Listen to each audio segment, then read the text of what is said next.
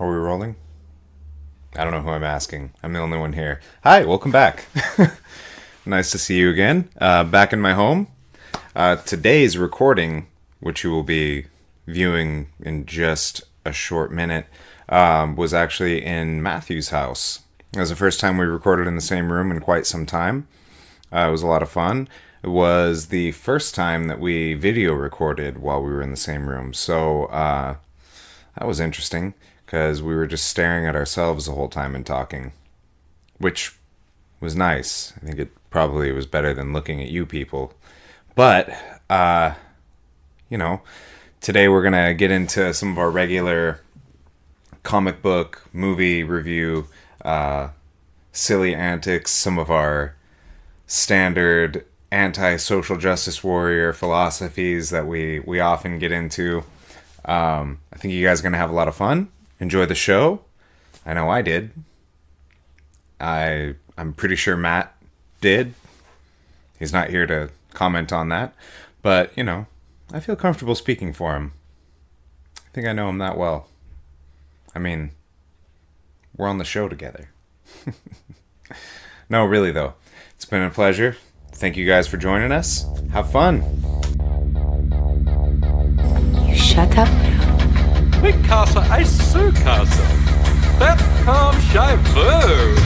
Let the party begin. Your ears you keep, and I'll tell you why. What you just said is one of the most insanely idiotic things I have ever heard. At no point in your rambling, incoherent response were you even close to anything that could be considered a rational thought. Everyone in this room is now dumber for having listened to it. Yeah, well, that's just like your opinion, man. Take this quarter. Go downtown and have a rat gnaw that thing off your face. Good day to you now. I broke my back. Look at that fucking bone. I don't want to sound like a queer or nothing, but I'm really Commence. Get in here, bruh.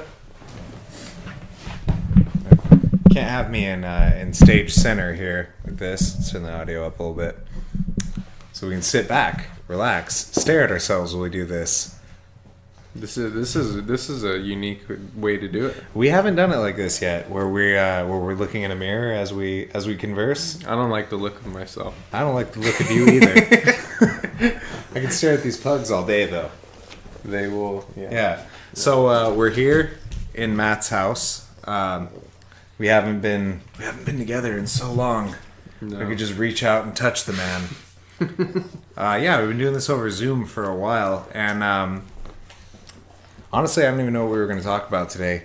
We're doing. I know there was a UFC last night, but I wasn't able to watch it due to intoxication issues. Yes, there was. There was a big UFC card last night, so I don't want to spoil it for you. We'll get back to that. We'll do a recap on that one. That. Yeah, after I get to watch it. But let's talk about the first odd thing that I have encountered lately. Have you seen the movie Serenity yet with our boy Matthew McConaughey? No, I did see it pop up on online. I think I saw it on Rotten Tomatoes, and people were pretty divided on it. Well, it was a weird movie. That's the thing. Is like it was. I've been passing by it, and I was just looking for something to watch while I was like doing my homework or something. And I got maybe like an hour in, and I was like, "What the fuck is going on?" So it wasn't a good homework watching movie. No, it was super duper weird. It was like it wasn't just like a background movie because it was like a mystery. It was like technology and fantasy fused together. At one point, he has like telepathy with his son. It was super bizarre. I feel like McConaughey he had that big resurgence from like 2012-ish was the time frame, or 2011. He had like a string of really good, interesting movies that he did. Mm-hmm. I don't want to see him fall into like a bad pattern, you know what I mean? Right. Well, I wouldn't call this a bad movie. Bad would be strong wording, but weird. It was just weird. It was almost like Swiss Army Man level weird. Okay. Like, yeah, that makes sense when you put it like that. I definitely called all the plot twists, like everything that was going on. I was like, I think I know what's happening here. Like the second they gave us any clues, but it was just. I also kind of didn't know what the fuck was going on most of the time. It was super just strange. The way the characters interacted with each other and how they behaved, the type of language they used. And of course Anne Hathaway comes in and just overacts the shit out of... She's I just saw her in my wife was watching Ocean's 8 the other day. Oh god, that must have been a great movie. I couldn't even sit through it. It was just so stupid. I mean, it's like anytime they do the whole, like it was kind of like what they did with the female Ghostbusters, and it's like they're like, yeah, we're just rebooting this movie, but now we've got a female cast. We're getting real crazy, right? And it's very like progressive. It's like, it would be one thing if they just maybe threw in a few new female cast members. It's like, why do you have to make it a thing that it's right? It's like, who cares? And like the characters, there was a scene in the movie where one of the characters, they were talking about something, and then one of the girls, she was like, come on, don't be a pussy. And like the way she said it was just so like, it's like a forced like girl. It was super forced, like super trying forced. To make a point, like don't be a pussy. Yeah, and it's like girls don't most of them don't talk like that. I don't even know that. I mean, they might say shit like that, but I can see that in a movie coming off like really. I think like they were trying to do a thing. It was the way it was said. It was just like, but there was like that's just. Yeah, obviously I'm nitpicking, but there was like tons of that throughout the entire movie where they were just compensating and trying to, like, yeah, girls can be this way too. Yeah, and it's right, like, God. right. Like even girls can be vulgar. Yeah, even a smart girl's gonna watch that and be like, "This is so stupid." Yeah, like this is just so forced. Right. Yeah. Like it comes off disingenuine and like we're not really doing this. We're doing this because we're trying to make a statement, not because this is like how we would portray these characters. Exactly. Yeah. And it was kind of like, I've been seeing more and more of that online because have you heard about all this like Captain Marvel backlash? I haven't heard any of the backlash. I know there's like a big You Go Girl movement behind it. That's kind of the thing. There's all these, so there's what happened was Rotten Tomatoes, they have their audience score where it's the amount of people that want to go see that movie. Mm-hmm. And it used to be at 99%, and then it dropped all the way down to like 30%, which is like. Let's make sure I'm not like sitting in the middle here. For a Marvel movie, for just any movie, that's incredibly low. Like typically those scores are going to be in the 90s. Like because people would have to go on there and specifically downvote that movie. Right. But what it was is basically a bunch of internet trolls. All these guys. She had made some comments before the movie came out about how she wanted the people that reviewed the movies and the media tour that she went on. She wanted it to be more inclusive and to include more people of color and more women and less 40-year-old white men. Mm-hmm, mm-hmm. And which is like. I see where she's coming from in the sense that like, okay, yeah, that's fine. If you want it to be more inclusive, great. Yeah. But at the same time, I'm pretty sure most film critics kind of fall into that category. Right. They're going to be 40-year-old white men. I mean, critics have always been, if you could go back to like Chasing Amy from the 90s.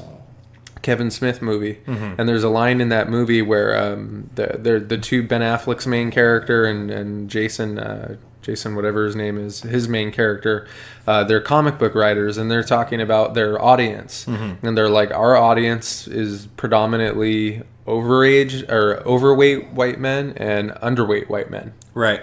It's like that's just what it is, man. Right. That's what. Well, when you're speaking to a specific audience, that's who you're speaking to. It's right. Not, I don't. This was the whole thing that guy, the Google programmer employee, got in trouble for about. Oh right, that paper that he wrote about women, that he was accused of being misogynistic when his whole thesis of his paper was that the subject matter that they're involved in has a certain focus group. Like, it's mostly men who do this course. job. I mean, how is it any different than... So it's impossible that you would include as many women in the work field. You would have to be excluding so many men who do that job and work hard for that job. There would be it would be a much more massive injustice in the inverse. Right. You know, it would be more exclusive than it would be inclusive to make that switch. Yeah, it just doesn't make sense. It's like it should be so plainly obvious. And it would be like I teach Pilates, and it's 99% women. Right. Men don't really do Pilates. That's why he teaches Pilates. But I mean, if I was like, well, I'm only going to start teaching Pilates if there's at least 50% men in my classes, people would be like, you're an idiot. That doesn't make any sense. It would be sexist if you didn't have 50% men in your Pilates classes. So that's the ironic, and that's the funny thing about the whole thing, is that these like super, I don't even know what you call it. I don't know, these super like social justice types. It's a social they're justice they're trying to swing the paradigm one way, but it's in an unrealistic way, and it's just kind of alienates people. And it's like, you know, it's just like the same thing with, you have something like a Etsy shop or Pinterest or something. Girls are going to be more into that, right? Just like guys are going to be more likely to work in a fucking coal mine or work on a telephone shop poles or whatever. Like, they're just drawn towards these things for a reason. That's the way that it's a biological thing. Yeah, and more than forget it even being biological. The fact is that it's the census. Right. It's what they're doing. The fact is there's literally more men doing these jobs. We're not saying that there shouldn't be more women doing. That was actually that was the second part of that paper that the guy wrote. It was like he was promoting the idea of getting more women into that field to make it more fair, for it to be a more even ground. And fuck it, if that's the message you get from this, hey, women, get into it. Become film critics, and then let's include everyone and different varying perspectives on the way that the way that movies are critiqued. And that is a good point. And there is, I guarantee, if you were to do like a poll right now, just film critics across the board, male, female, whatever, I guarantee there's way more female film critics now than there was in the 90s or even the mid 2000s, you know, because if you go on like a lot of these, like I watch all these things on YouTube, like movie fights. We've got a harsh snore going on behind us. Molly, calm down. Sorry, these pugs snore pretty bad. All of these things, a lot of these videos I watch online, like movie fights, and it's all film critics, and there's a lot of female ones now. So it's like, come on, just fucking do the media. Quit. You're an actress. Just be an actress. Quit fucking, you know, stop with the shit. Yeah, no, it's you're not Gandhi. Your job is to fucking entertain people. Yeah, it's not about like changing the fucking world. I mean, portray your message, preach your moral, but don't get carried away with it. Right. Yeah. Like, I mean, I think a lot of people take the fact that they're in the public eye as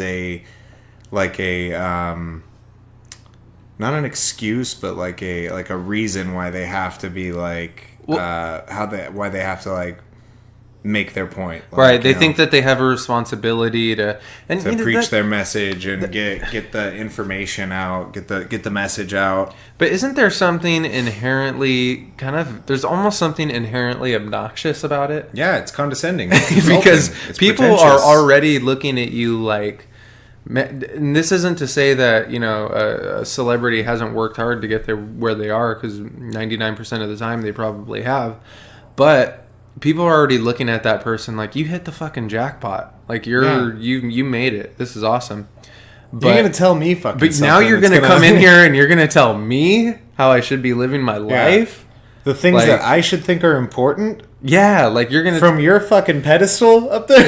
Yeah, it's very obnoxious. So it's like you're treading the line when you do that as a celebrity. For sure.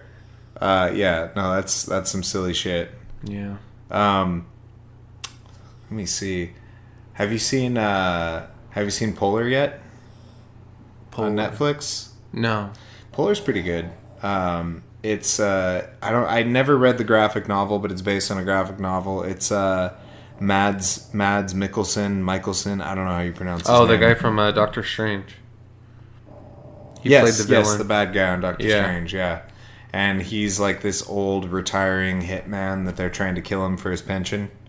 Okay, no, I have not seen It's this. pretty good, man.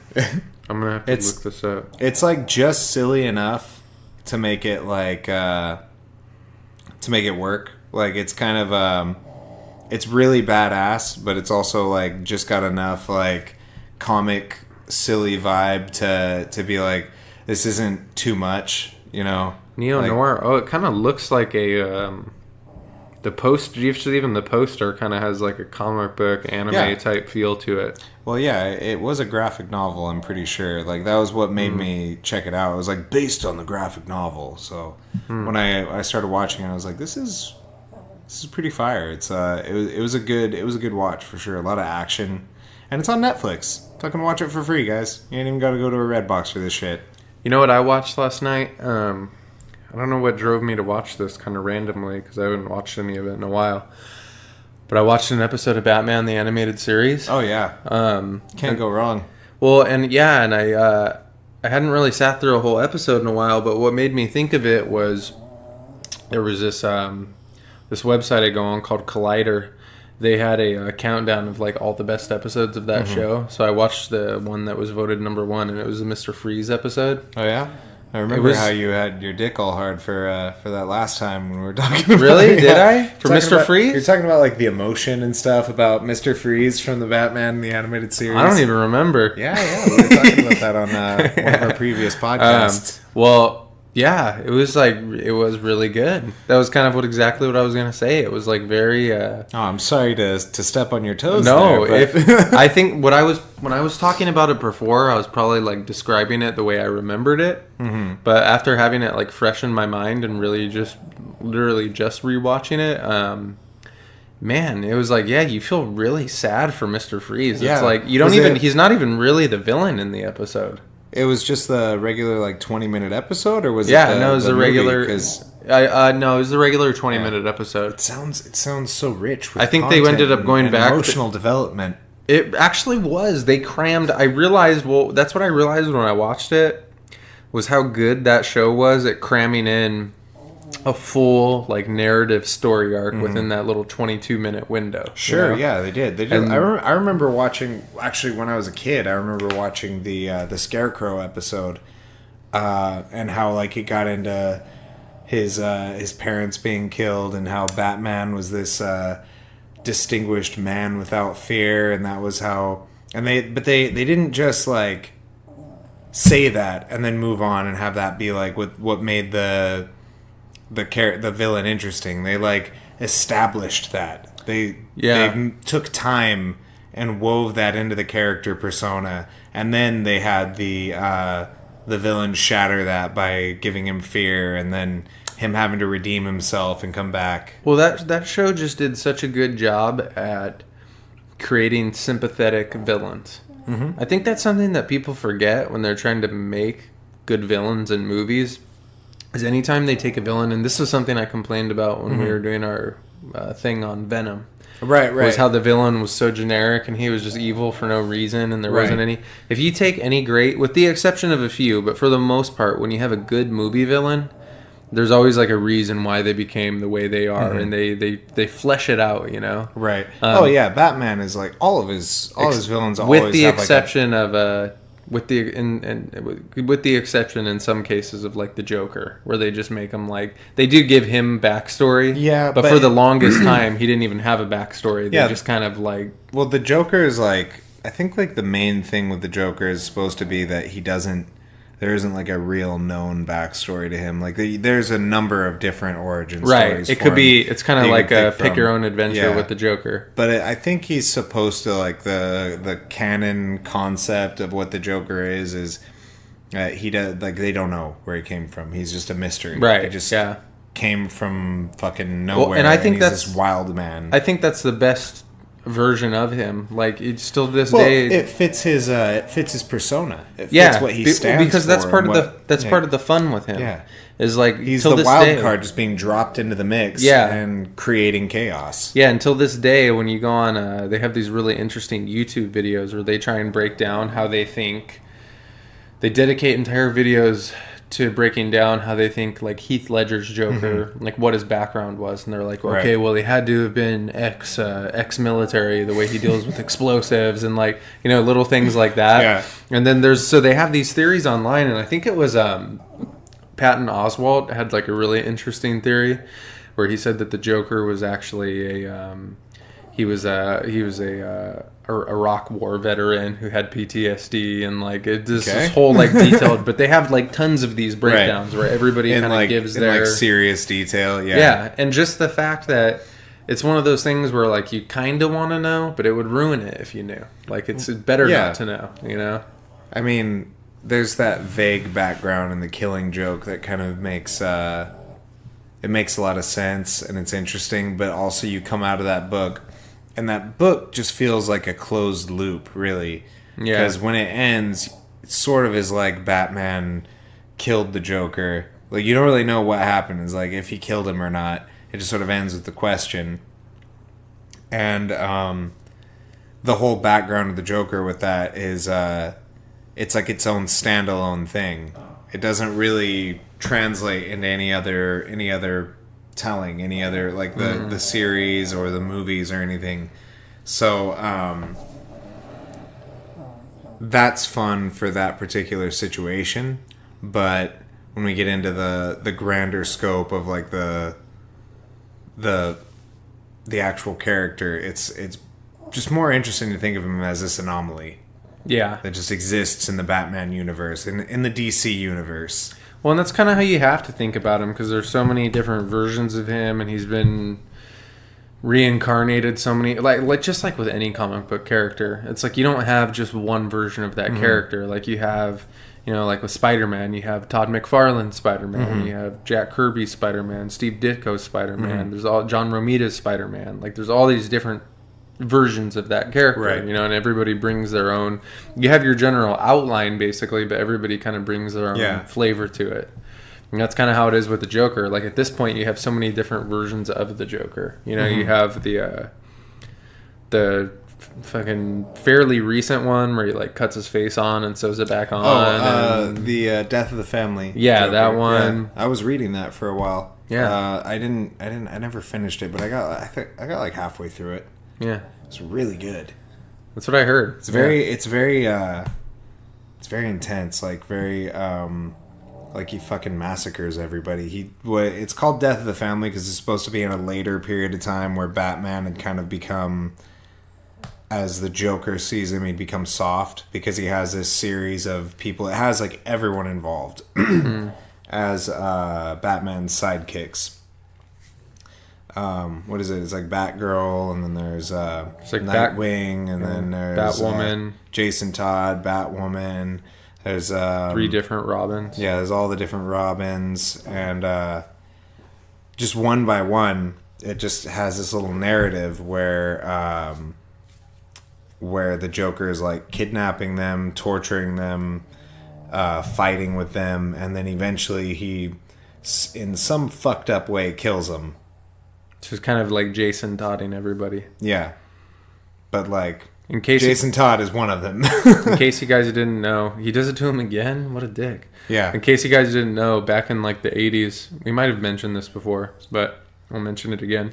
Back in the 80s, they had the original Robin, who had been with Batman for years, and that was Dick Grayson. That was Dick Grayson, who became Nightwing. Yeah, so that was Dick Grayson. He had been with Batman for years, and then he went off and became Nightwing, and they replaced him with a new Robin named Jason Todd. And apparently he was like this really smart-assy character, and everybody hated him collectively. So they one time did this thing where as the comic was over, Joker had beaten Jason Todd and he was torturing him, and they had a phone line. Crowbar. The crowbar, yeah. They had a phone line that you could call, and you could basically call and say whether or not you wanted this character to die. And they basically like overwhelmingly voted that they wanted this character to die, and they killed him off. But after they killed him off, people were like really pissed about it, because when your casual fan, when they would hear, oh, DC Comics killed off Robin, they would assume that it was the original Robin, not this new annoying Robin. They hadn't read this comic in years, so they had like no Robin clue. was Robin, right? Yeah. And then they got a lot of backlash for that because it wasn't as common back then. Like now, fuck, every character has died and then come back. Yeah. I mean, that's like... But it really added an interesting like angle to the Jason Todd character and how everything went with that. Because they brought him back and they actually made a really good... It was actually... And they did the identical... It was funny, around the same time period, because I remember I was reading both of these comics at the time. So when they brought Jason Todd back, when Jim Lee was working on Batman in like 2002 or 1 maybe, and they brought him back then,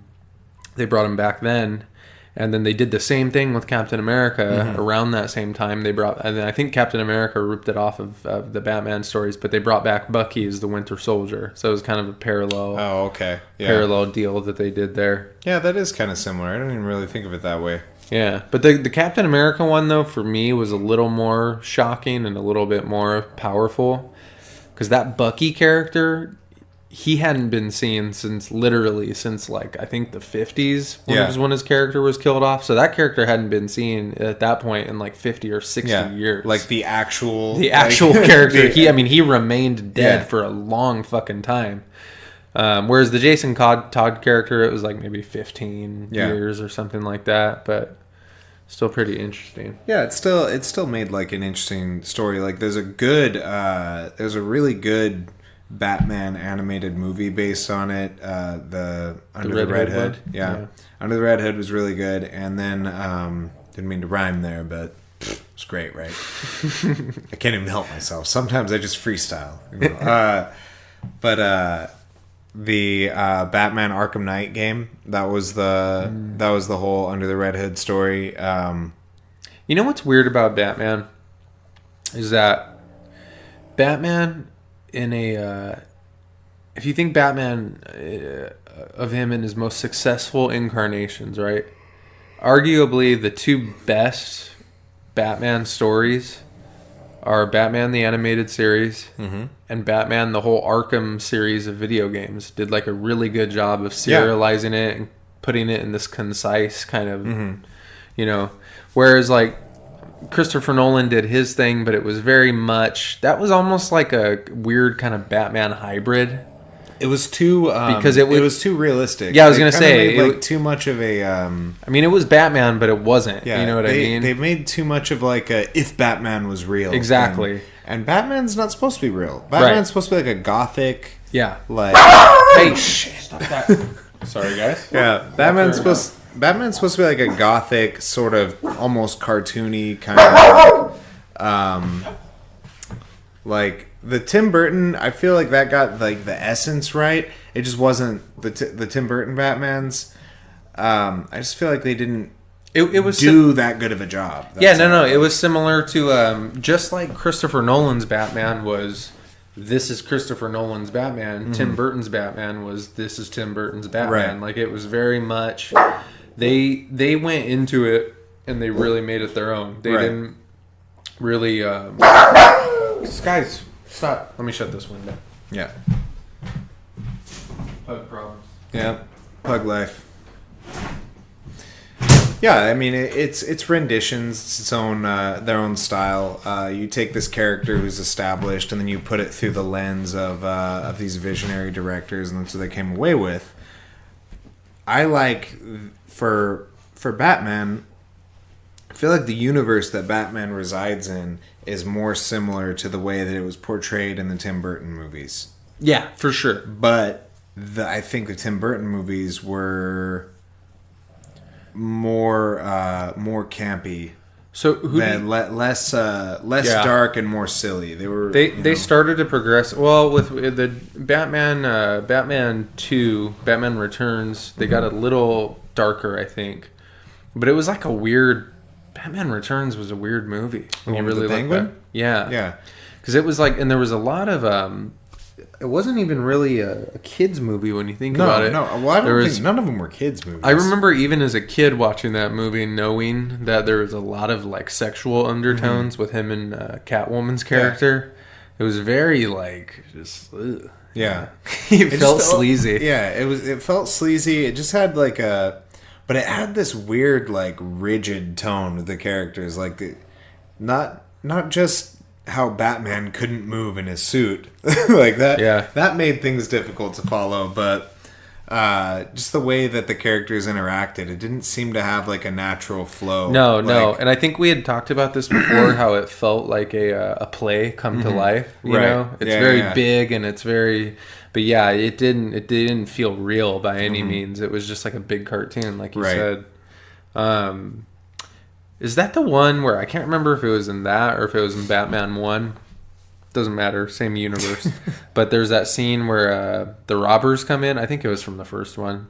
These like robbers come in, or some of the goons, and then Batman, he's in Bruce Wayne. He's as Bruce Wayne. He's not wearing a suit, and he pulls out a one of the, what do they call those? Those poking sticks for the fireplace, fire poker. Or Fire whatever. poker? Yeah, he pulls out a fire poker, and he's like, "You guys want to get nuts? I can get nuts." And he like slams it on the ground. Do you remember that?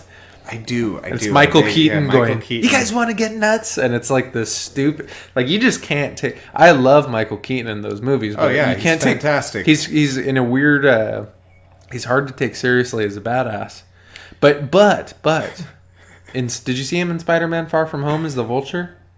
I didn't see Far From Home. I saw the... He's fucking good in that. Yeah, I saw Homecoming. He was Homecoming, great. Yeah. sorry, not Far From Home. I was thinking... I was going to say, he was great in and Homecoming. In Homecoming, dude, Yeah. the car scene where he's dropping Peter just so happens to be going to the dance with his daughter or whatever, yeah. and he's driving him in the car. Oh, and they had that little moment where they realize who they are. Yeah. Like, but then they Michael both Keaton kinda, turns around and looks at him, and he gives him the talk, and he tells him he's knows giving who he him is. like the talk. Yeah, because he knows, he figures out who he is, and he's like, "I'll kill you and your whole family." Yeah. I'm like, fuck, he's good in that movie. Yeah.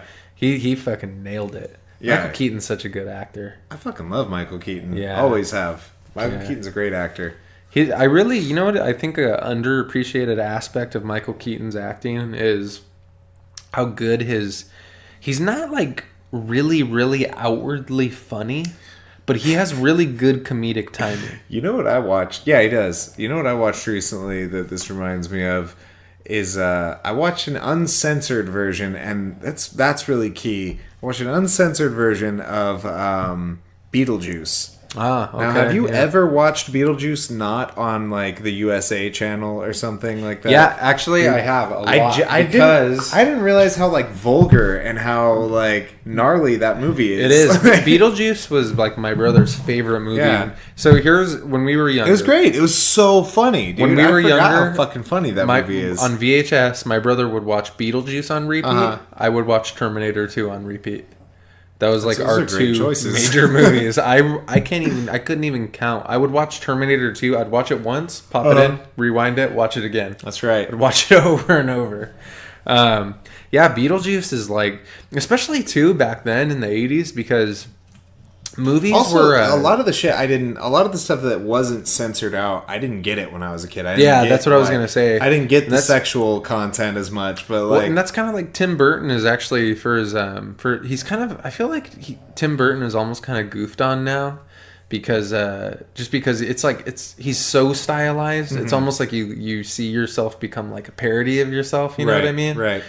But he's so good at that. He's so good at including those sexual undertones, and like he's especially when he was in his prime, like when he did Pee-wee's Big Adventure, and he did. I love Pee-wee's Big Adventure. That's one of my Big favorite. Adventure is huge. It's one of my favorite Tim Burton movies. But he's so good at making. Here's how I describe Tim Burton. Right, you have an infomercial. You've And got it's an like, infomercial. It's an Let's infomercial. start there. It's an infomercial, right? And you know how infomercials, especially like let's say early 2000s, late 90s infomercial where everything's super bright and they're like, "We got the ShamWow," and everybody's like, and then sometimes you'd see these infomercials, right? And then they would be like, I remember they had this one where it was like this blade and they would like carve through meat and stuff. The Ginsu knife. Yeah. Tim Burton would be like, you have one of those bright infomercials. But Tim Burton is a knife that could cut your shoe in half. No. So you have one of those bright infomercials, but then the guy in the infomercial just takes the knife and stabs the person next to him. That's like Tim Burton. He's so good at presenting this big, bright painting almost, but then including this really, really dark subtext. Yeah. You know? Well, that was like Edward Scissorhands, like in a, just with a bow on it. Your whole impression that you made there, just like the bright... I could have just told you guys that it's like Edward Scissorhands. Yeah, that would have made plenty of sense. And plus, most of you watching or listening have definitely experienced Edward Scissorhands. Yeah, it's that pastel neon neighborhood. All the houses look the same. The streets basically just like a. It looks like a fucking board game. It looks like you're in Candyland or something. And Edward Scissorhands is probably the best example of that. Yeah. The contrast between the bright pastel neighborhood, but then the dark. Yeah, but he makes the dark shit almost innocuous in a way, because it's like cartoony. It has this sort of, but it is still dark. It's still like evil and dangerous, whatever feel that you want to get from it. But it has this sort of like swirliness. Yeah, like is kind of he almost kind of invented his own genre in a way. For sure he did. He definitely created that style. Like I don't think that was a thing before he was around. No, not that I can think of. I mean, there's had to have been other things that I'm sure if he had a real, deep film geek here, he could probably tell us exactly where he pulled elements of his stuff from. We could Google it, I'm sure. But yeah, but off the top of my head, no, I don't see anything like that. Yeah, he's very unique style. Yeah. So who is? I mean, since we were talking about Batman and all of his different incarnations, who is the definitive Batman by your standards? Michael Keaton all day. If I'm going off, honestly, we haven't had a good Batman. I don't really think we have. That's what I was gonna say. Yeah. So that's perfect. You said that, because I was trying to remember the point I was getting to with the Batman thing, and that's what it was. Yeah. It's amazing to me that in all of Batman's incarnations and all the different Batmans that we've had, I never feel like we've gotten a real definitive one. And there's so many. I feel like there's so many people who could have been. I know, that's the disappointing thing. Like, I feel like there's elements you could pull from each Batman that are good. Like with Keaton, I feel like it was just his overall. I feel like he played the best Bruce Wayne. Yeah, I was gonna say that exactly. Yeah. Actually, he was the best Bruce Wayne. He had that like cool, charismatic, funny, like rich guy kind of feel, like just good at that. Yeah, he was just the best mix. But then you had there. But he just wasn't buyable as a Batman. And also in the Tim Burton movies, the worst thing about them was that the Batman, first of all, the action in him was like non-existent, right? And the Batman suit, the fact that it was like he was like a fucking mummy, like he couldn't fucking move. Like Batman has to be like a ninja. How did you feel about Val Kilmer as Batman? Honestly, I watched that one less times than I think any of the other ones. That's kind of a hard one. I feel like it must have been forgettable, because I just don't remember much about it. I don't remember. I remember him coming off very almost kind of geeky, because he wore these glasses. Right. And he was like really reserved as a Bruce Wayne. Like, he wasn't charismatic enough to be a Bruce Wayne. He wasn't very outspoken or anything. He just seemed like he was this rich guy that people keep talking to because he has a lot of money, and they care what he has to say because he has a lot of power and authority with that money. It's Christian Bale. He was a solid Bruce Wayne. He just seemed like, I don't know, like I get that he was supposed to, but he seemed like he was like trying hard to be Bruce Wayne, because they were expressing like how he's like, you have to put on the act and everything, and so he would like play that character, but he threw like another layer of acting over it. Yeah. To play Batman playing Bruce Wayne, and it became very I don't know. It didn't work for me. Christian Bale was probably my least favorite Batman. Yeah. Because that voice, man, who let him get away with that? The voice. I know. Who fucking let him get away with that? How could they not think of the most obvious? Do it. That was one brilliant thing that the Batfleck did. They put the voice box, and I remember even watching fucking. That's way cooler. Batman. It sounds it sounds cool. awesome. It's way cooler. I remember even watching Batman Begins and the whole Nolan trilogy, and the entire time from the very beginning, I was like, this guy's like a multi-fucking zillionaire. Why doesn't he just get a voice? Why doesn't he just get a voice changer? The first thing I thought of was Scream when they use the voice changer. Like, just get a fucking voice changer. And in the Batflick Batman, they actually made it sound really cool. Did you call it the Bat Flick? Bat Flick? The Bat Flick? So now that we're on to Bat Flick, Ben Bat where does he Flick. rank as Batman? I think people gave him way too much shit. I don't think he was like horrible. He was fine. He just wasn't. He was okay. He wasn't good. He just wasn't the right choice. Ben Affleck is just not inherently like dark enough to play that character, or good enough at acting. Ben Affleck. Here's my thing. All right, you give Ben Affleck the right role, because there's movies that I absolutely love Ben Affleck in. There is, but like Geely. yeah, like Geely. But there's movies that I hate him in. The movies that I love him in, I really like him. I love him in Good Will Hunting. I love him in Chasing Amy. I love him in The Town. Mallrats? The Town. The Town. He was great in The Town. I love him in The Town. Mallrats. He is. I do like him in Mallrats. He plays a douchebag remarkably well. What does he say? What does he say on The Town? He's like, "We got to go somewhere. We're gonna hurt some people, and you can't ask me any and questions Jeremy about Renner it." hops up and he's like, "Okay, you who is drive it?" Yeah. So he's and Andy directed that one too. It's a bummer too when you think about it from that perspective, because Ben Affleck was on such a roll, and him jumping into I bet you anything. There's big shoes to fill being Batman. Well, here's the thing though, he had already failed at Daredevil. And he was probably like, all right, now we've got a bigger character, which, to be in his defense, though, I don't think that... It's not his fault that he failed. I was going to say... Daredevil was an awful movie. Yeah, I was going to say... it didn't sink Colin Farrell's career. No. Colin Farrell was great, actually. I loved him. He was funny as... that. Okay, I tell you what, that bullseye in Daredevil... That bullseye belonged in a fucking Tim Burton movie. That was Tim Burton. Yeah, that was a Tim Burton-esque Daredevil, and I liked it. Speaking of which, you got to watch the last season of Daredevil. They, no pun intended, they nailed Bullseye. Yeah, no, they did. And that see pun that? was 100% intended. And I'm pretty sure we talked about this. We did talk about this. Yeah, we did. All right, we did. Because they fucking... If you guys haven't seen season 3 of Daredevil... It was great. They did Bullseye about as good as you could ever do Bullseye. I mean, it was pretty incredible. They really got in deep with his character, his psyche, and how he became Bullseye. And the way they intertwined it with Kingpin was just like... It was fucking great. Yeah, it was spectacular.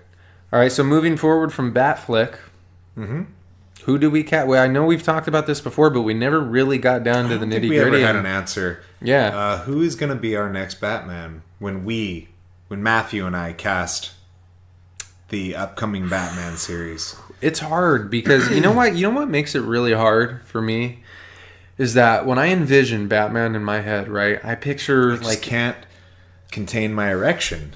That. But also, I think, you know what I think it is? I think it's instilled in me from Batman, the animated series. That character, he's like this archetypal, probably looks like he's what, like 30... Christian Slater. That's our next Batman. So, that Batman in that series probably looks like he's about between 37 and 38 years old. So, he's a... Late 30s. Aged man. Yeah. Probably like 6'2", 220 pounds of solid muscle. Oh, solid muscle. You have this ideal in your mind of what this guy should be, and it's hard to fill that. Yeah. I mean, there's no actor that's going to fit that. He has a specific face shape and everything that it's got to be that guy. Right. And he's out there. We just got to find him. I know. Man, because I can't think of any actors. I'll be Batman. I really can't think of any actors off the top of my head that would... I'm having trouble with it. Some people, there was some what do you call it? People were saying that, what the fuck's the dude's Oscar Isaac? Some people were saying Oscar Isaac. What the fuck is an Oscar Isaac? Oscar Isaac was in Drive. He was in the Star Wars movies. I'll pull up a picture of him so you can see. Drive? Oh, I know who you're talking about. Yeah. No. He was not even a little bit. He was in talks to play some role. If they make this fucking guy Batman, I'll kill him. I'll assassinate him. I like Oscar Isaac. Yeah, but he's not Batman. But he's not. Yeah, he's not Batman material. They got to go. Yeah, he was. Direction, he was. Fucking what is that movie called? About the robot. The. Ex Machina. Ex Machina. He was the Ex Machina guy. If you guys haven't seen that, watch that. I love the dance that movie. scene. Just gets me going. The dance scene is hilarious. It's so funny. And he's like, he's like, you're wasting your time talking to her. Like I told you. Yeah. But you wouldn't be wasting your time if you danced with her. Yeah. And then he's like, dance and then he's like, one of the guys says something to him where he's like, Somebody says something about tearing me apart or tearing something apart, and he's like, "Why don't you watch me tear up this fucking dance floor?" And he's like, "It's like that's a fucking good, really good movie. Yeah, really fucking good. It's a really good movie, and it's weird. It's just like 2 or 3 people are actually in the movie. It's trippy the whole time, and it doesn't really need anybody else. They make it work. It's super good. And it took me forever because I felt like I'd never seen that guy before. But he's like the oldest Weasley brother from the Harry Potter movies. Is that him? Yeah, that's him. Oh, okay, that's Domhnall Gleeson or Domhnall Gleeson. I don't know what the fuck his name is. And he was the guy. He was on The Revenant. Yeah, he was in Star Wars too. He was in a lot of shit. It's Domhnall Gleeson. Look, I can't even begin to wrap my Domhnall Gleeson. Yeah, I was gonna say I can't wrap my head around spelling that name, but yeah. Hey, this guy, I tell you what, this Domhnall Gleeson character, this guy would make a good Scarecrow or Riddler. I could see him playing both. Yeah, I could see that. Look at right there. That's the Riddler, dude. With his hair all fucked up like that. No, he's like I'm balding. wrong. You know who that is? That's the Mad Hatter, dude. That's Mad Hatter. He actually could play a whole slew of Batman villains. He really could. Honestly, I could see him being the Joker if they dolled him up the right way. That crossed my mind as well. He could play any one of those fucking characters. Yeah, he's great. And you know what is I'm really worried about that's coming out soon is is the Joker movie with yeah, man, with fucking how Joaquin Phoenix. Joaquin Phoenix. Yeah, we were both drawing a blank on that one. Yeah, man. It looks so bad. It looks like it's shot with like a fucking iPhone. Yeah, I don't know. It looks like a Steven Soderbergh movie. Like it looks really bad. God, dude, you nailed it. It does. It looks just like a Steven Soderbergh movie. And, Steven Soderbergh has done some movies that I like, but I don't know if I want him doing my Joker movie. No, I don't want him to do like a movie that I need to be like visceral and exciting and kind of like... I get it that it's psychological, but Steven Soderbergh does some pretty shitty movies too. Like, He's pretty hit or miss for me. Unsane? It was fucking awful. No, I didn't see that. It was so bad.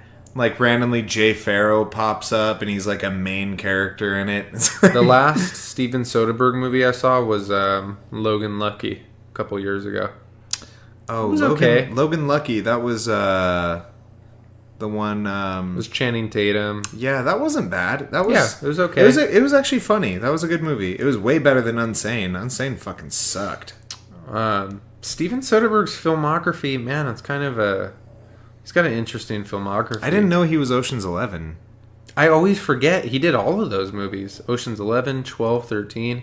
He's kind of known for that. Because I remember seeing this movie way back in the day, Out of Sight with George Clooney. Yeah. It was with George Clooney and Jennifer Lopez. And the thing that always stood out about that movie to me, George Clooney is doing time in the movie, and they have a prison scene, and he's doing time in Lompoc. Oh, really? They call it Lompoc. Lompoc. They always do. Lompoc, yep. 2 years, Lompoc. But I'll die before I go because I guess Lompoc is like a white collar prison. Is it? Yeah. So he's doing time in Lompoc, but that actually, Out of Sight was a really good it's like kind of like the quintessential Steven Soderbergh movie because it's like he plays a bank robber. It's kind of like the sexy heist type. Yeah. You know, his whole fucking thing.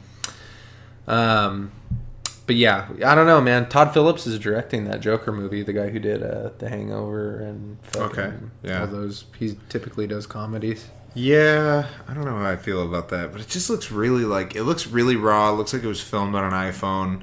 Actually, it looks worse than if it was filmed on an iPhone. It looks like it was filmed with like a disposable camera or something. For those of you that don't know, Todd Phillips, if you guys saw Old School, he directed that, and there's that scene where that guy shows up and he says, I'm here for the gangbang. Here for the gangbang. The guy with the mustache, that's him. That's Todd Phillips. He also has a moment in The Hangover where he's like going down on some girl in the elevator. Isn't that what happens, or? I think she's so. Going down I think on it was him, in deleted scenes or something. No. They go into the elevator. Oh, no. And he's just in there, The Hangover. hey. Yeah, I was thinking of Old School. Yeah, that is in The Hangover. Todd Phillips is pretty hit or miss, too, because if you go through this, he has some really good ones. Like, he directed Old School. He directed... Actually, this is a comedy I forgot Starsky about. and Hutch was funny, Starsky and Hutch was so funny, and I feel Yeah. like nobody ever talks about Tell it. you what, I like your blonde friend there. He's so fucking funny. Starsky and Hutch is hilarious. Fucking, they go to the prison and it's fucking Will Ferrell. He's Yeah, drawing dragons. Oh, I'll tell you man. what, They like call him the blonde dra- friend there. Yeah, Yeah. they call him the dragons. He's the and he has He's like a doesn't he have him tattoo put his artist, you said, nipple? right? He's got him, yeah, because he has Yeah. a dragon on. He has him put his nipple up against the thing. Yeah, God, that movie's so funny. funny. Yeah, so he's pretty hit or miss. But he's Due doing Date, everything. I love Due Date. Due Date's so I've great. never saw. That's the one with. Yeah. Oh, you haven't seen that with No. Zach Galifianakis and Downey Jr. And Downey Jr. Dude, No. it's so good for like to a watch buddy that. comedy. I'll have Fuck to yeah! watch that. You should watch it tonight. well, he he's- should watch it. He's doing. Together. He's heavily involved in the Joker because he's directing, but Bradley Cooper is involved. He's producing it. Fucking Bradley Cooper, man, that guy's in everything. Man. Yeah. He's got his finger in the pot. He is. He drank the Kool-Aid for sure. He's Fingering Hollywood right now. yeah. All of Hollywood. He's got his fingers and his penis in Hollywood You know, all the way. if you look at the cast for the upcoming Joker movie, they've got De Niro in there. That's pretty much What? it. Yeah, De Well, Niro. that's Robert the De whole Niro. cast. You know what, As though? the talk show host, It doesn't doesn't even really- have a name. It doesn't really mean a whole lot these days because Robert De Niro has done a lot of fucking stinkers. After Grudge Match, I think he just ran out of steam. Yeah, I think that was... Look at this. Brian Callen has a role in the upcoming As Joker movie. Javier. As Javier. I could see Brian Callen playing a Javier. Yeah, I could almost see Brian Callen playing the Joker. Yeah, he could be like a weird, bizarro version of the Joker. I don't know about Bizarro. That may be going too far, but definitely like a weird version for sure. Like a different angle, a different take on the Joker. Yeah, well, I guess we'll see what happens with the Joker. I don't know. Big things, man. Big things. There's some other... we got Avengers Endgame coming up in like... Fuck, it's literally like less than 2 months away. Yeah. Well, it's next month, man. We Yeah. got that. Well, we have that marathon coming up. Yeah, I've done zero... No, I can't... I know, I've done a lot of training. I'm glad to hear you admit to that because I'm pretty behind. But I No, I could run a half right now, probably without stopping, because I've been doing a shitload of jump rope. yeah. So like my foot durability is really good right now. My ankle, my calves, they would all hold up pretty good. Yeah. But I just got to get in the habit of running. I just, you know what, man? Preparing for that marathon last year, it sucked. Yeah. It's not a fun thing to prepare for at all. No. It's so But monotonous and boring. Just doing tons of running. Yeah. Yeah. Fuck, man. I got really sick after I went to the mountains, and I came back, and I basically just lost all my cardio. Like I was doing really good. I was pretty consistently running like 5 to 9 miles at a time, and then I got sick when I went to the mountains. When I came back, I just like didn't run for a couple weeks. When I started running, and I had like fucking zero cardio. So I've been building back up from there. Isn't it a bummer how easily you lose your cardio when you get even just a little bit older? Man.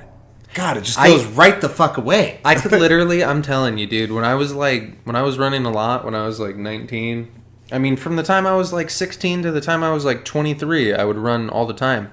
And back then, I would only need maybe 3 runs to get in running shape. Yeah. I'd have the first one, I'd be pretty sore the next day, but then I'd recover. Then I'd have the next one, I'd be a little more or a little less sore.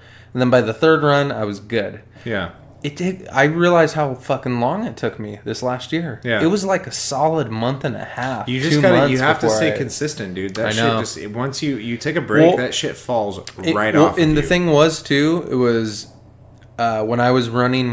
Back then I was 170 pounds or 175 pounds, and then now I float around like 190, and just having that, even just that little bit of extra weight, even though it's muscle, it's just extra weight still, Yeah. and it's just harder on your body. Sure, yeah, for sure. Well, so- we've talked about this before. Yeah, when we talked yeah. about heavyweights and stuff, about how being bigger is more stress on all your systems. That isn't just your joints and everything. That's your heart too. Your heart has to pump more blood, more oxygen to bigger muscles. Like when your body is just more massive. This is you fucking little people think your goddamn lucky stars how little blood you have to pump around. Mm-hmm. You think it's easy being this big, running a lot? We're about the same size. Having all this muscle, trying to pump blood to all this muscle while we're running around everywhere. Yeah, what are you doing? We're doing chest. All right, chest. Yeah. No, that's a real thing though. I mean, muscle, fat, whatever you fucking got, it's all putting weight and strain on your cardiovascular system, your ligaments, your bones, all of your supporting fucking frame.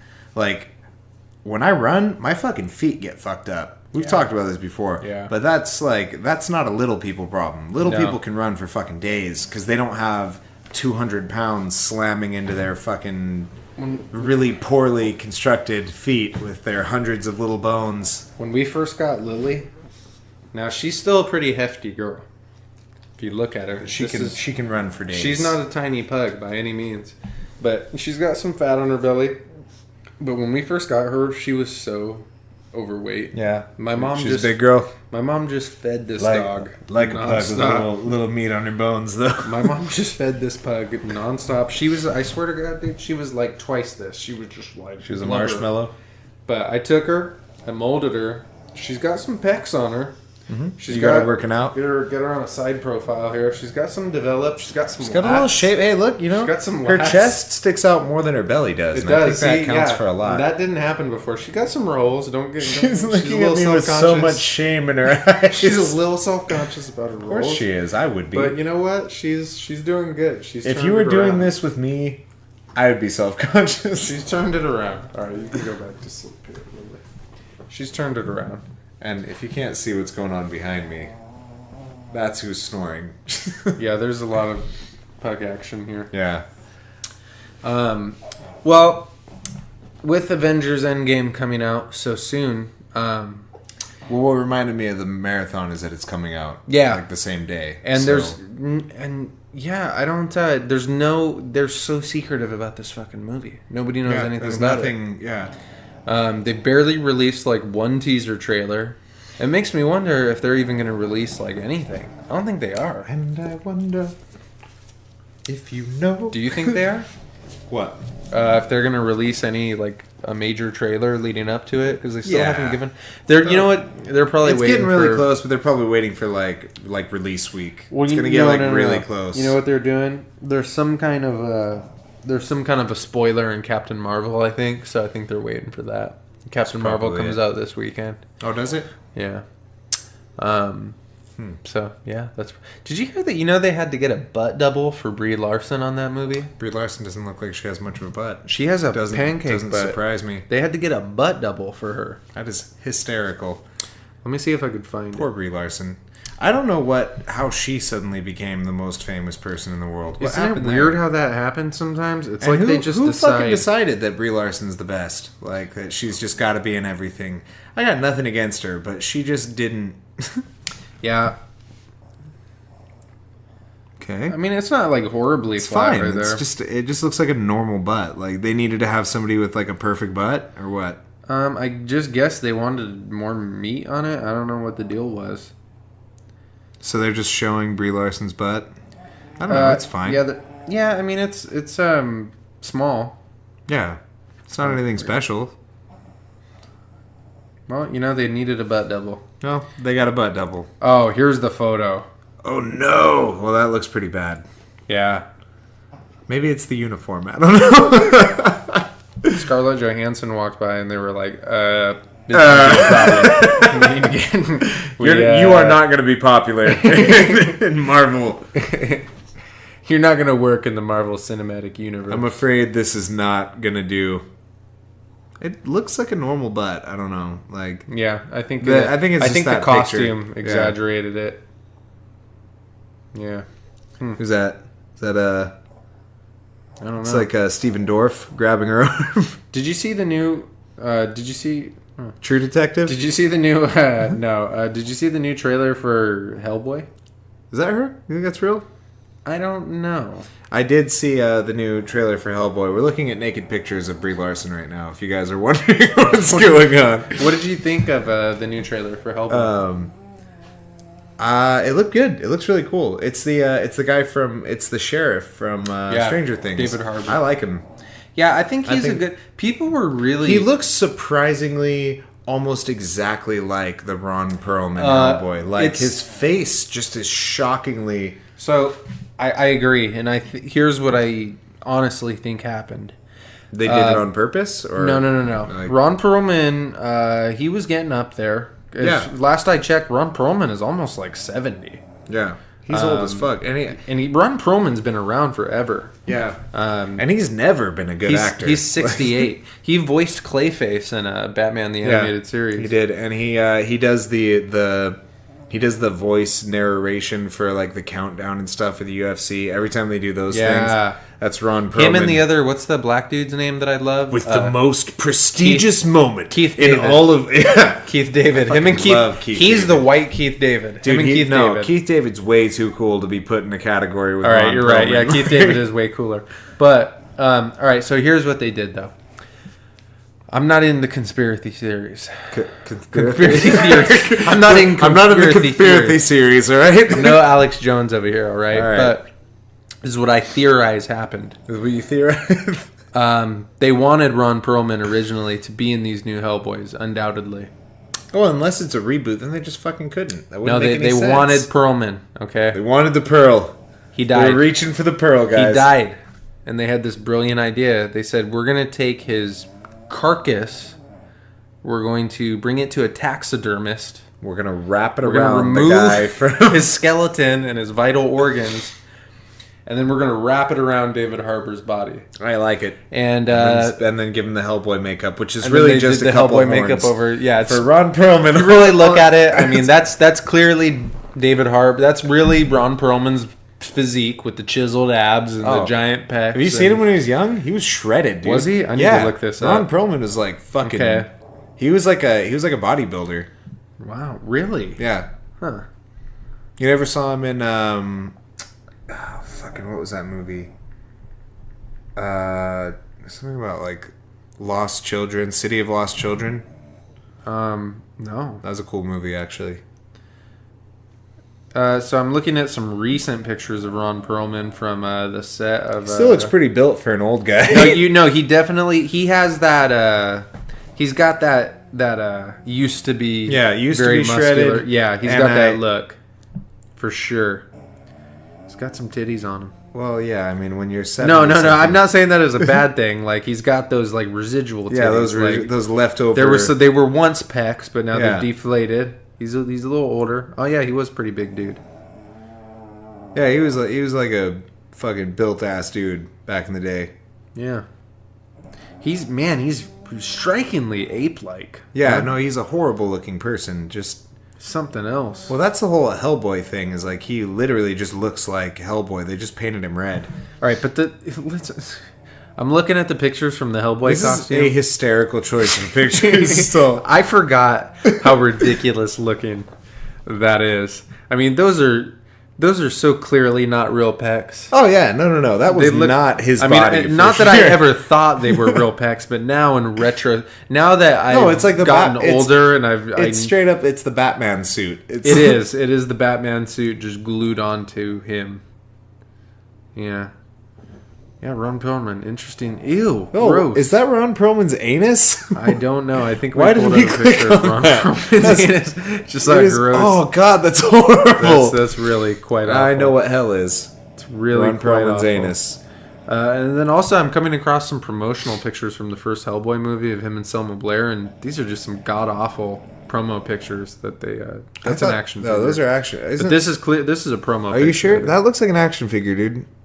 I don't think so. I think that's an action figure. Look at his arm. Look at his non-Hellboy. That's definitely not an action figure. No, that looks like real Selma Blair, but you think they photoshopped the action figure into that shot? No, maybe it was like a giant, like life-size action figure, and Selma Blair has its arm around her. Yeah, that's possible.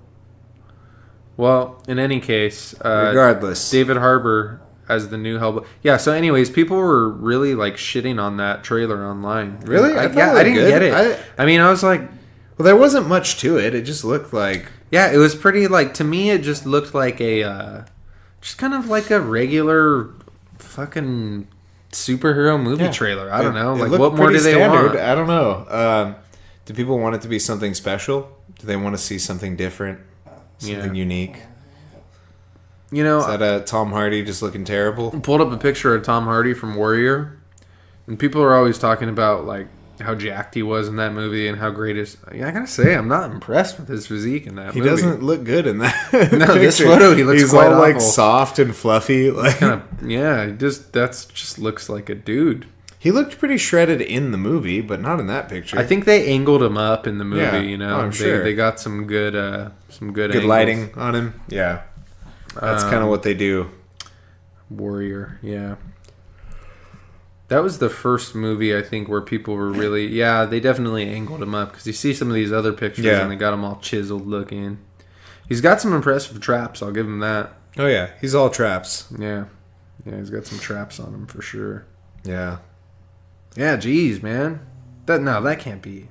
Those can't be his traps. Those are tattoos, dude. No, those traps. I know, but that tattoo definitely exaggerates those traps. I'm not, but it's the not tattooed side that's more impressive. His traps are definitely asymmetrical. Yeah, well, it's the lighting, man, for sure. Like those are some monstrous traps. Make no mistake. What does he do? He just cleans all day? He's just hitting shrugs. He's fucking shrugs and cleans shrugging, man. for 6 hours a day. It is kind of ridiculous if you look at it, because look at his traps. I His see traps it. are extremely well defined. He's got no tricep. Yeah. His tricep is non-existent, so you know he's not. That shit just really makes me want to hit the shrugs for sure. But you know what? Squats too. Squats will do that to you because you got to like when you're doing high weights on your squats. Too. Like Why didn't he get some traps like that for Venom? I don't know, man. That would have been perfect for I don't Venom. think he was shooting for trying to be like muscular in Venom. Yeah, but wouldn't that, if you would have saw that, if they would have had a scene in that movie where like the symbiote is crawling up his back and his traps I are all remember Eddie Brock from the comics and from the cartoon being a big old beefy dude. Yeah, he was like built. a big football player, like dude. Yeah, he was really built. Yeah. Yeah.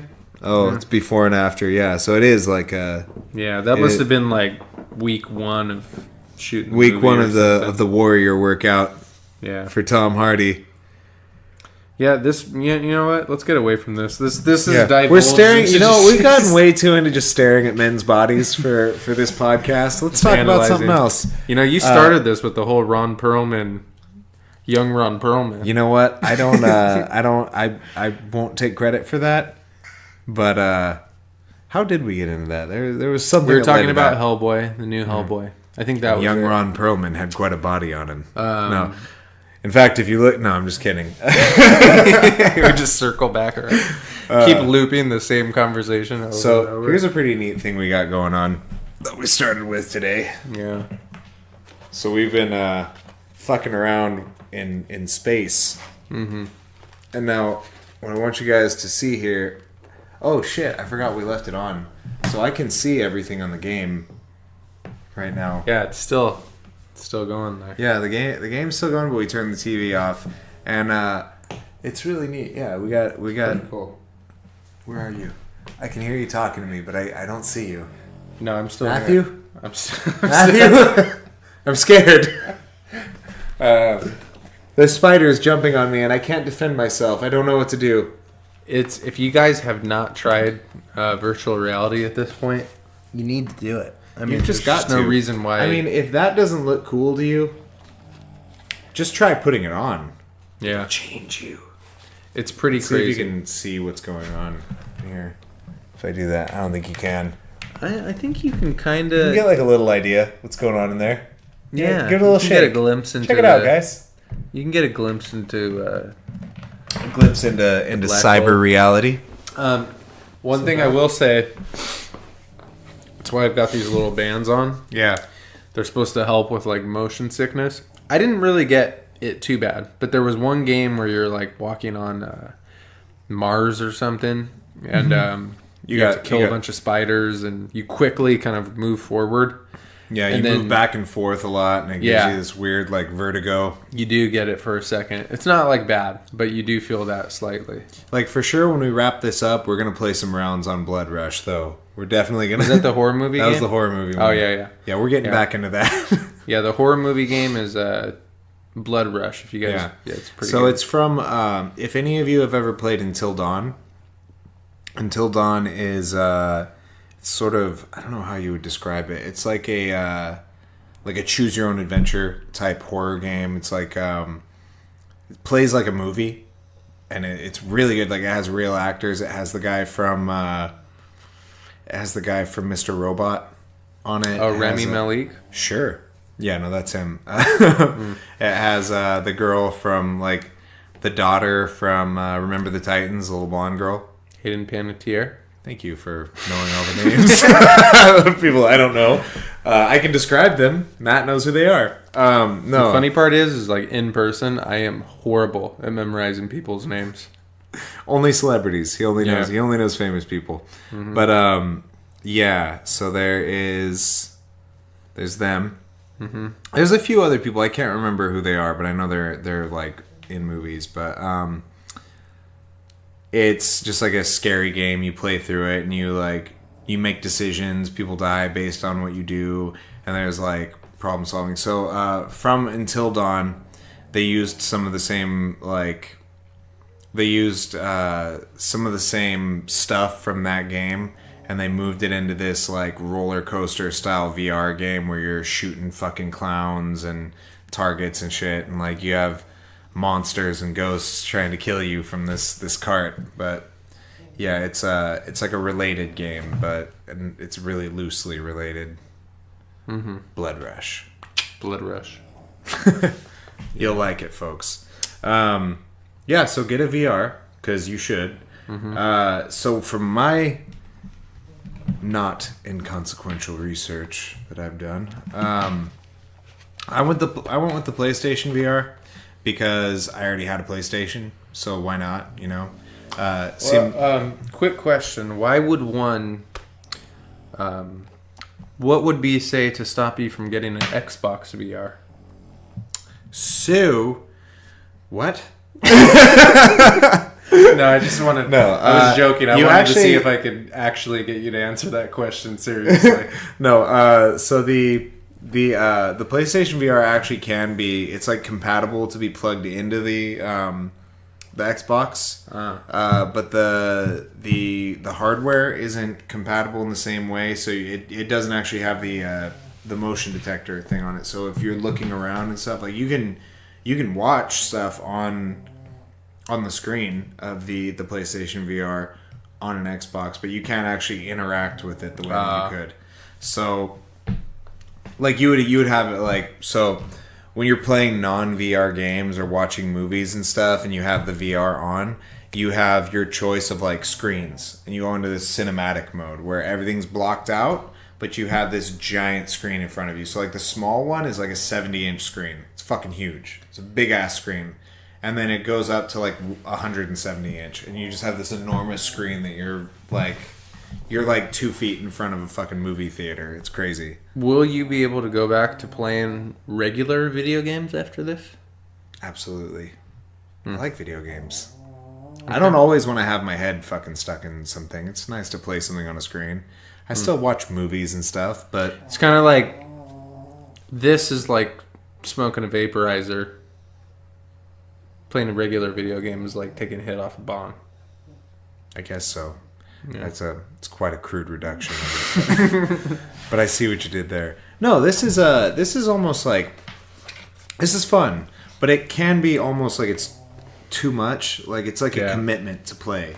You got to lock yourself into it. Like a video game, I could just pick that up and play around on it and then turn it off when I'm done. I could see people. This would be like a fun thing to pull out at a party for sure. So far, that's been my favorite thing about it, is like showing it to people and having people play on it. Like, yeah. But this little fucking thing pulled out. Pop that back in. Yeah, so it's really important is these little rubber things on here. They block the light out. and that really helps you get absorbed in the game. But they get like popped out sometimes. They're a bitch to put back in because it never does what I tell it to do. Nobody ever does. Nobody listens to me. Yeah. But anyway, you have any movies or things you want to talk about from here, or you want to get back to playing some Blood Rush? Let's get back to playing some Blood Rush. All right, guys, it's been fun. We will be back with the recap of the most recent UFC after I get a chance to watch it. What did we talk about? We had some interesting stuff today. We just kind of like talked about some media stuff. Yeah. It's been a pleasure having you. We'll see you next time, guys.